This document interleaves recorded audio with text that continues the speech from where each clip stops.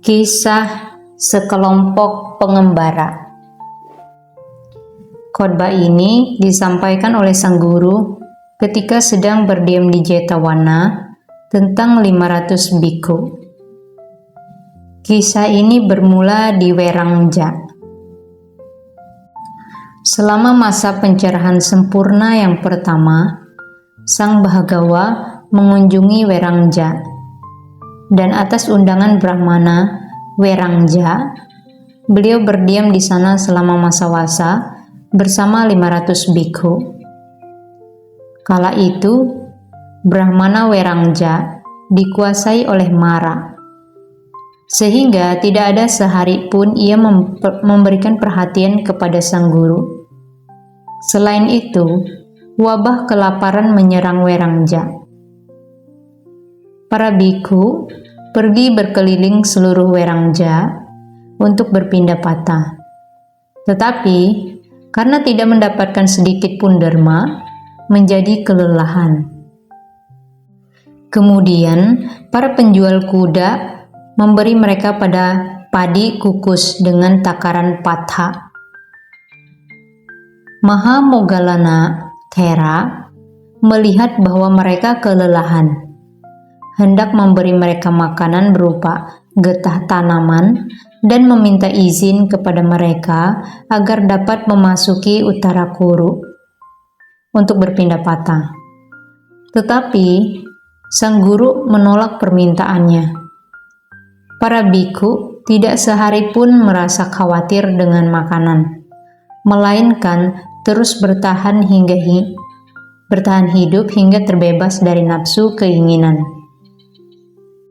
Setelah sang guru telah berdiam di sana selama 3 bulan, beliau memberitahukan Brahmana Werangja bahwa beliau hendak pergi, dan Brahmana pun memberikan penghormatan kepada beliau.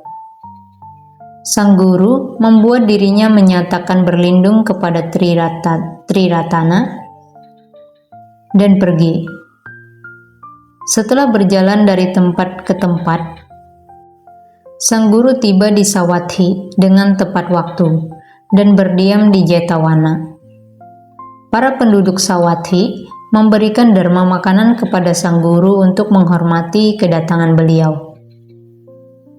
Pada saat itu, atas kebaikan hati para biku, 500 pemakan makanan sisa tinggal di pekarangan wihara.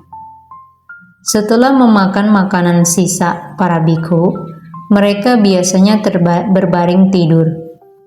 Ketika mereka bangun, mereka akan pergi ke tepi sungai dan berteriak, melompat, bergulat, serta bermain. Mereka selalu bertingkah tidak senonoh, baik di dalam maupun di luar wihara. Para biku membicarakan perilaku mereka di dalam balai kebenaran. Awuso, lihatlah para pemakan makanan sisa itu. Ketika wabah kelaparan terjadi di Werangja, mereka bertingkah tidak sepatutnya.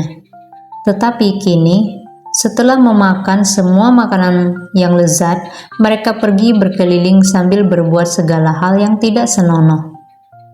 Lain halnya dengan para biku yang hidup dengan penuh kedamaian di Werangja, dan kini mereka juga hidup dengan damai dan tentram. Sang guru memasuki balai kebenaran dan bertanya kepada para biku tentang apa yang sedang mereka bicarakan. Ketika mereka memberitahukan kejadian tersebut, beliau berkata, "Pada masa lampau, para lelaki ini juga berperilaku yang sama. Pada masa lampau, ketika terlahir sebagai 500 ekor keledai, mereka tinggal dengan minuman keras yang terbuat dari sari anggur, diminum oleh 500 kuda Sindhu ras murni, dan memeras sarinya hingga tersisa air. Mereka meminumnya tanpa cita rasa, berbau busuk. Minuman itu disebut minuman sisa, dan seketika menjadi mabuk, seperti telah meminum anggur, mereka pun pergi berkeliling. Karena meminum minuman sisa yang tanpa cita rasa, berbau busuk, keledai-keledai menjadi mabuk. Namun, kuda-kuda Sindhu yang meminum minuman keras terpilih tidak menjadi mabuk.